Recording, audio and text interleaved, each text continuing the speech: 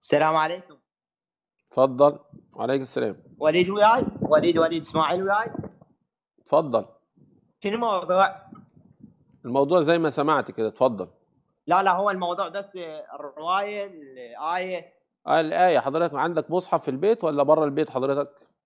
ايه قول. طب طلع لنا الآية 34 من سورة الأحزاب. ايش بيها هاي الآية؟ طلع بس الآية 34. طلعتها تمام. اقرأها كده. بس دقيقة. بس دقيقة، اصبر.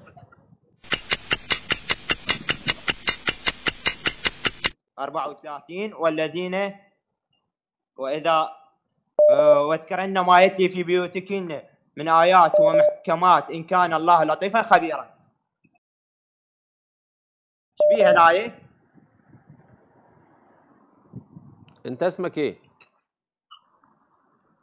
شارك باسمي حجي. اسمك ايه؟ محمد. ماشي يا محمد. عايز ايه يا محمد؟ قول، اتفضل.